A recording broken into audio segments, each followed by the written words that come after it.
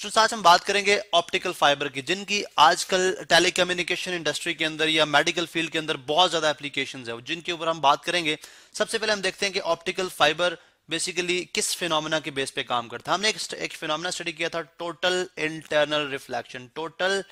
Internal reflection, इसको हम just एक व्यू से लेंगे और उसके बाद हम देखेंगे जी ऑप्टिकल फाइबर जो है वो किस तरह से वर्क करते हैं। अब टोटल इंटरनल रिफ्लेक्शन क्या थी, हमने बात की थी कि अगर आप एक ग्लास स्लैब लेते हैं, यानी एक ट्रांसपेरेंट ग्लास लेते हैं, ठीक है, बल्कि हम थोड़ा सा इसको बड़ा शो कर देते हैं, ट्रांसपेरेंट ग्लास लेते हैं। अब ये जो है ये ज्यादा डेंसर है एज कम्पेयर टू एयर, यानी इसकी डेंसिटी क्या है, ज्यादा है। ये ग्लास है और बाहर जो है वो एयर है। हम जानते हैं कि जब रे ऑफ लाइट आपके डेंसर मीडियम से, ये फर्ज करें ये सोर्स ऑफ लाइट है, जब ये रे ऑफ लाइट आपके डेंसर मीडियम से इस तरह सर्टेन एंगल के ऊपर इंसिडेंस होती है, ठीक है, यहाँ पे देखें, ठीक है, तो अगर हम यहाँ पे नॉर्मल ड्रॉ कर लेते हैं, नॉर्मल मीन के वो परपेंडिकुलर डिस्टेंसेस ड्रॉ कर लें, ये हो गया, ये परपेंडिकुलर डिस्टेंस है, ये परपेंडिकुलर डिस्टेंस है, ठीक है। अब आप देखें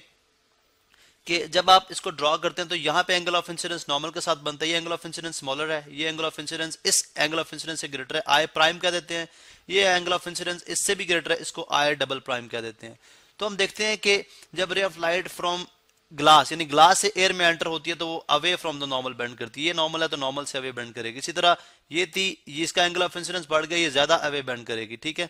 और ये जो है इसका एंगल ऑफ इंसिडेंस इससे भी बड़ा है, तो एक ऐसा एंगल ऑफ इंसिडेंस जिसके लिए आपकी लाइट बजाय दूसरे मीडियम में एंटर होने के उसी मीडियम की बाउंड्री पे मूव करना शुरू कर दिया। यानी आप देखें कि एंगल ऑफ इंसिडेंस आपने इतना बढ़ा दिया कि अब ये कि वो बजाय दूसरे मीडियम के अंदर एंटर होती, वो उसी बाउंड्री के ऊपर उसने या ट्रैवल करना शुरू कर दिया। अब इसकी रीजन जो है कि ऐसा क्यों होता है, लाइट क्यों बेंड करती है अवे फ्रॉम द नॉर्मल, ये हमने डिटेल में इस पे लेक्चर दिया हुआ है, जिस पे आप टोटल इंटरनल रिफ्लेक्शन पे जाएंगे तो आपको आइडिया हो जाएगा कि ऐसा क्यों है। अब ये जो एंगल ऑफ इंसिडेंस है जिसके ऊपर, यानी अब ये सर्टेन एंगल जो है, this is called critical angle, इसको हम बोलते हैं क्रिटिकल एंगल। यानी इससे अगर आपने एंगल ऑफ इंसिडेंस ग्रेटर कर दिया, बढ़ा दिया, तो रे ऑफ लाइट बजाय, जैसे मैं यहाँ पे शो करता हूँ, रे ऑफ लाइट बजाय दूसरे मीडियम में पास होने के क्या कर जाएगी, रिफ्लेक्ट कर जाएगी। यानी इसी मीडियम में, फर्ज करें ये अगर आप ग्लास को एक्सटेंड कर देते, ठीक है, तो ये इसी मीडियम में क्या हो जाती, वापस रिफ्लेक्ट होकर इसी मीडियम में वापस आ जाती। अब ये है टोटल इंटरनल रिफ्लेक्शन। अब इसके लिए जो जनरली, यानी विद रिस्पेक्ट टू एयर, जो ग्लास का क्रिटिकल एंगल है वो कितना है, 42 डिग्री है। वो कितना है, 42 डिग्री है। अब फॉर एग्जांपल आप एक ऑप्टिकल फाइबर क्या है, एक बाल जितनी बारीक एक आपके पास लेयर ऑफ ऑप्टिक्स है, यानी लेयर ऑफ स्मॉल जो है वो ग्लास की एक छोटी सी लेयर है, जिसको मैं यहाँ पे आपको शो करता हूँ, जिसका हम बड़ा इमेज देखेंगे, ठीक है, जिसको मैं स्मॉल यहाँ पे शो करता हूँ। अब इसमें क्या है कि अगर लेट सपोज इसके साइडों पे आप एयर बना देते हैं, ठीक है, इसके साइडों पे हम एयर बना देते हैं, तो क्या होगा, रेज ऑफ लाइट, यानी अगर आप एक सर्टेन एंगल के ऊपर, फॉर एग्जांपल ये आपने एक ऑप्टिकल फाइबर बना दी, ठीक है, और इसमें आप देखते हैं एक सर्टेन एंगल के ऊपर लाइट को क्या कर रहे हैं, फॉर एग्जांपल इस एंगल पे लाइट जो है वो आती है, आप फर्ज करें ये एंगल क्रिटिकल एंगल से ग्रेटर है, ये रिफ्लेक्ट करेगी, फिर रिफ्लेक्ट करेगी, फिर रिफ्लेक्ट करेगी, फिर रिफ्लेक्ट करेगी, फिर रिफ्लेक्ट करेगी, फिर रिफ्लेक्ट करेगी, फिर रिफ्लेक्ट करेगी, ये पास तो कर जाएगी। यानी इस ऑप्टिकल सेंटर में से, सॉरी, इस जो ऑप्टिक है, आपकी ऑप्टिकल फाइबर है, जो आपकी शीशे की यानी ग्लास की तार नुमा बनी हुई है, जो कि बाल के बराबर बारीक होती है, इसमें से ये जो आपकी रे ऑफ लाइट है ये पास तो कर जाएगी। लेकिन अगर आप देखें तो कितनी वो जो है वो रिफ्लेक्शन कर रही है, बहुत ज्यादा रिफ्लेक्शन कर रही है, जिससे उसकी स्पीड ऑफ लाइट में फर्क पड़ेगा, यानी इसकी स्पीड थोड़ी सी स्लाइड हो जाएगी, और क्योंकि जब ये हिट करेगी तो अपनी एनर्जी भी थोड़ी सी लूज करेगी ड्यू टू फ्रिक्शन। अब होगा क्या कि हमने इसकी एक तो स्पीड को इंक्रीज करना है, और एक जो है हमने इसकी जो है एनर्जी लॉस है उसको कंट्रोल करना है। उसके लिए हम एक टर्म यूज करते हैं, क्लैडिंग।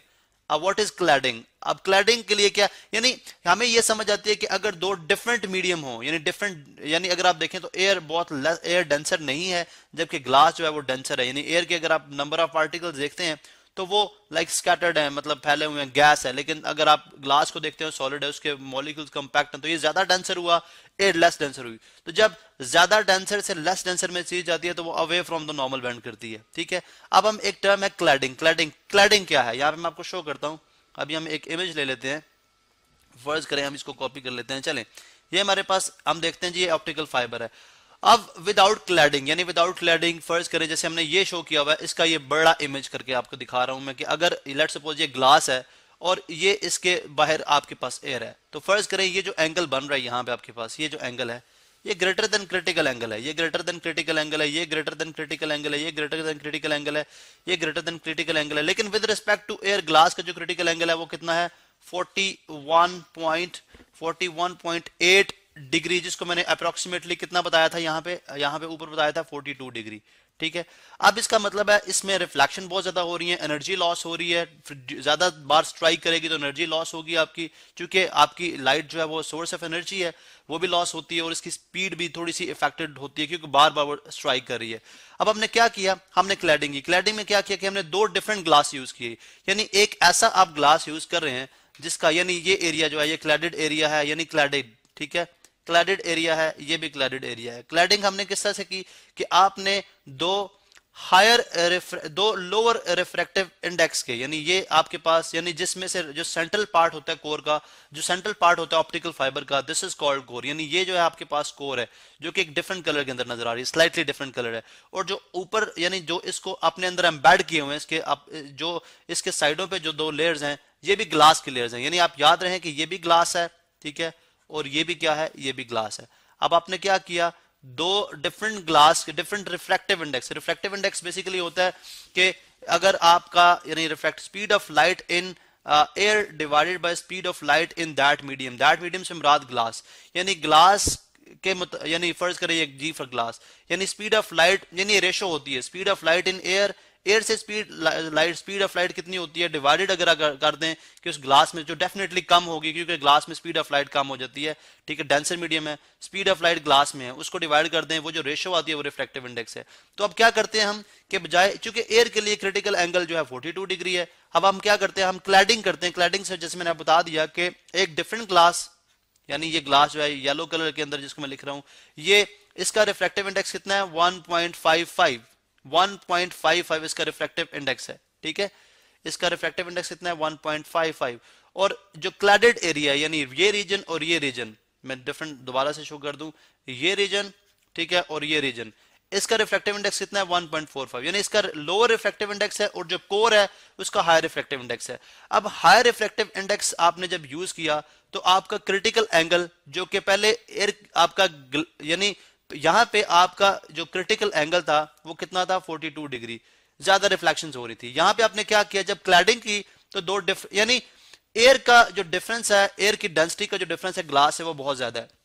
इसलिए आपका एंगल 42 डिग्री है। लेकिन यहां पे आपने डिफरेंस को कम किया, डिफरेंस कम किया तो आपका जो क्रिटिकल एंगल है वो 42 डिग्री से इंक्रीज करके कहां पे चला गया 69.3 डिग्री, यानी अब अगर आपकी रे ऑफ लाइट 69.3 डिग्री पे जाके इंसिडेंट होगी, ठीक है, ये देखें ये एंगल ऑफ इंसिडेंस अगर इतना होगा 69.3 डिग्री, 69.3 डिग्री एंड अबव,